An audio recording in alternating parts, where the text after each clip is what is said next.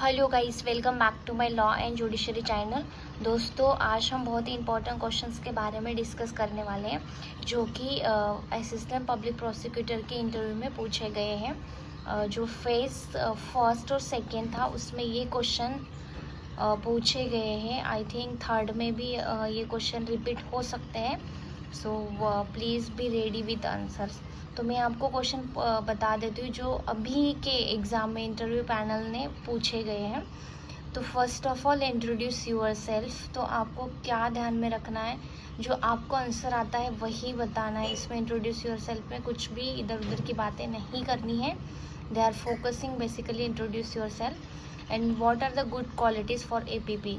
अगर ये क्वेश्चन आपको पूछा जाता है तो गुड क्वालिटीज़ क्या होती है, और इमीडिएट वो तुरंत ये क्वेश्चन को ट्विस्ट करके ऐसे पूछते हैं कि अगर आपको एपीपी बना दे तो आपको कौन सी ऐसी क्वालिटीज़ आपके अंदर गुड क्वालिटीज़ है फॉर द एपीपी। तो ये क्वेश्चन बहुत ही इंपॉर्टेंट है। And then role of assistant public prosecutor, कि यहाँ पे इन्वेस्टिगेशन में कैसे असिस्टेंट पब्लिक प्रोसिक्यूटर काम पे आता है, या for the justice giving to the victim कैसे। तो यहाँ पे बहुत सारे इंपॉर्टेंट रोल है एपीपी के, वो आपको एक बार फिर से पढ़ लेना है। और जो एविडेंस एक्ट है उनका बर्डन ऑफ प्रूफ बहुत बार बहुत स्टूडेंट को पूछा गया है ये question. So be ready with answer. Burden of proof यहाँ पे अलग अलग टाइप के दिए गए हैं।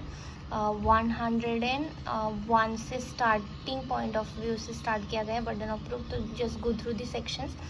Then confession and admission in evidence act. तो कन्फेशन यहाँ पे कहीं पे भी डिफाइन नहीं किया गया है इंडियन एविडेंस एक्ट में। तो एक बार आप उसके जजमेंट जो भी है वो एक बार go through the judgement.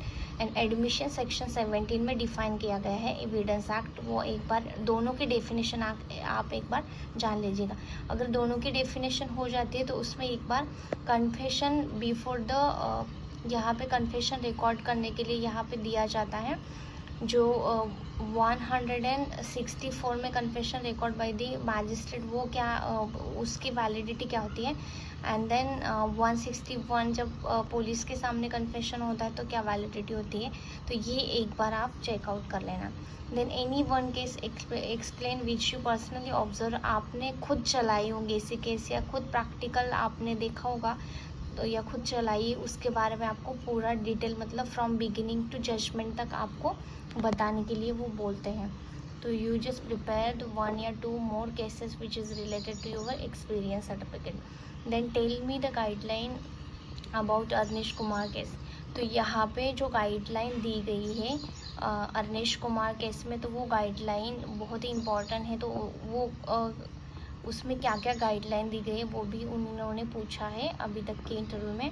Explain the withdrawal of prosecution, जो 321 का सेक्शन है उसके बारे में कि प्रोसिक्यूशन कब पब्लिक प्रोसिक्यूटर कब कर सकता है विड्रॉल ऑफ प्रोसिक्यूशन। तो इसका उसमें क्या इंपॉर्टेंट रोल होता है, और कौन कमांड ऑफ ऑफिसर कौन होता है वहाँ पे, या किसके गाइडलाइन के अनुसार वो public prosecutor withdrawal from prosecution करता है। तो यहाँ पे वो सारे प्रोसीजर आपको देखने होंगे। 321 just go through the. So these are the question which is the panel member ask in interview phase 1 और फेज़ 2 में जो पूछे गए क्वेश्चन है यही है। Thank you so much.